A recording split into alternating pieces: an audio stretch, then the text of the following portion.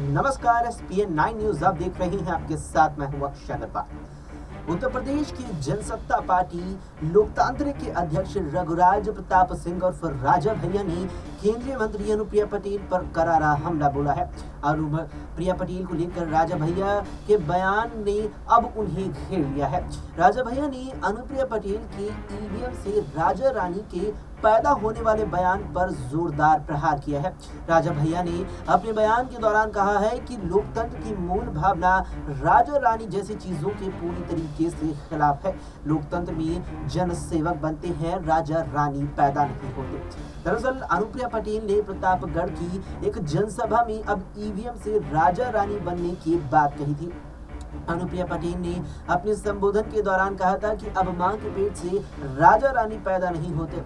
इस पर अब राजा भैया का पलटवार सामने आया है।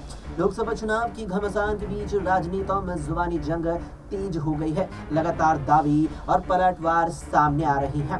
केंद्रीय मंत्री अनुप्रिया पटेल के बयान पर चुप्पी तोड़ते हुए जनसत्ता दल के प्रमुख रघुराज प्रताप सिंह और फिर राजा भैया का जोरदार तरीके से पलटवार सामने आया है। राजा भैया ने कहा है कि राजा या फिर रानी अब पैदा होने बंद हो गई है। राजा भैया ने आगे कहा है कि ईवीएम से अब राजा पैदा नहीं होते, ईवीएम से अब इस लोकतांत्रिक देश में जन सेवक पैदा होते हैं, जनता की प्रतिनिधि पैदा होते हैं। अगर ईवीएम से पैदा होने वाला अगर अपने को राजा मान लेंगे तो लोकतंत्र की मूल भावना ही पूरी तरीके से हार जाएगी। जनता जनार्दन ईवीएम का बटन दबाकर आपको ये अवसर देती है कि आप मेरी सेवा करेंगे, आप अपने क्षेत्र की, आप जनता के उस पूरे क्षेत्र की पुरजोर तरीके से सेवा करेंगे।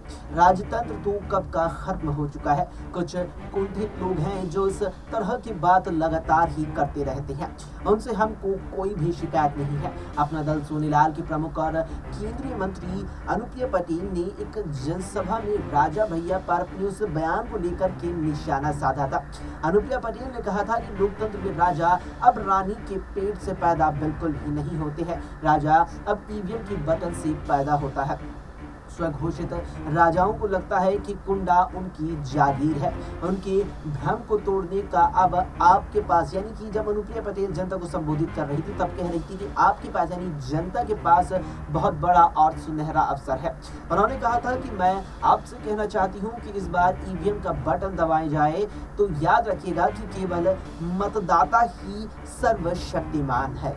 फिलहाल के लिए इतना ही। देश और दुनिया की तमाम खबरों के लिए देखते रहें एसपीएन 9।